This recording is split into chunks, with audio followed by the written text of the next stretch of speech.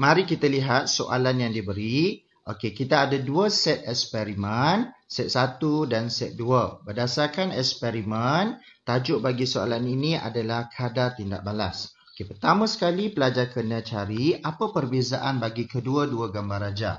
Ya, pandai. So, kita ada ketulan mamar dan serbuk mamar. So, jadi, okey, apa dia faktor yang terlibat dalam soalan ni? So, kita ada faktor, okey, saiz. Pelajar kena alert. Okey, makmar ni kita dalam kimia formula dia kita ada apa? Kalsium karbonat. So, asid hidroklorik ni formula dia apa? HCl.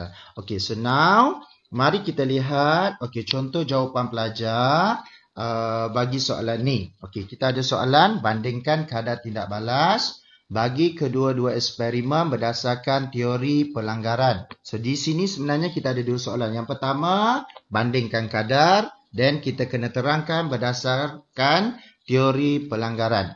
Okey, cikgu tanda dulu. Okey, untuk poin yang pertama, pelajar ni dia tak akan dapat markah poin yang pertama. Okey, untuk poin kedua, pelajar ni akan dapat markah poin 2.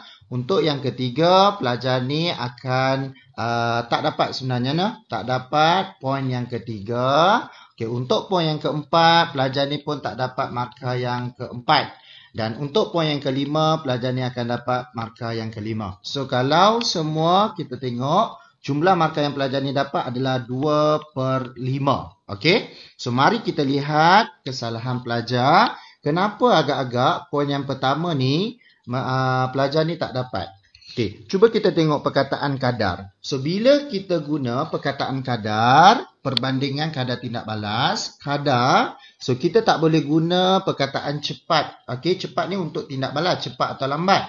So, kita kena guna tinggi ataupun rendah. So, dalam eksperimen ni, okey, kadar tindak balas eksperimen 2 lebih tinggilah sebab kita guna serbuk.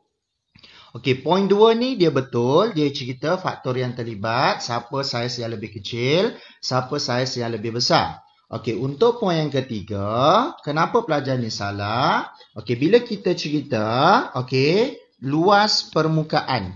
Di depan luas permukaan ni, kita mesti letak perkataan jumlah.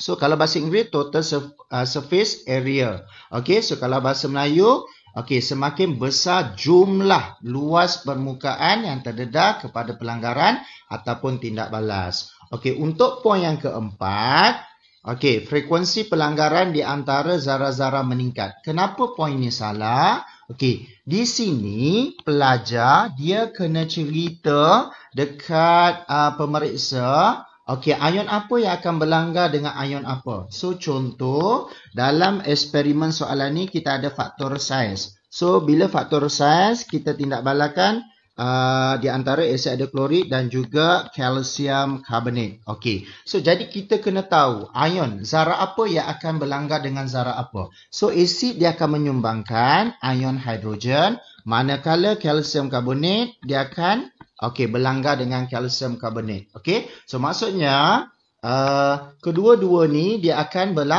berlanggar. Okey, jadi pelajar di sini kena nyatakan frekuensi pelanggaran di antara ion hidrogen dan kalsium karbonat.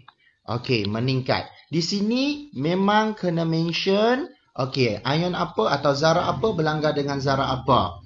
Okey, untuk poin yang kelima, pelajar ni betul. Okey, zarah-zarah di sini tak perlu dinyatakan sebab dah dimention pada penyataan yang keempat. Okey, so pemeriksa mungkin tak akan penalti pada poin yang kelima sebab kita dah salahkan di poin yang keempat.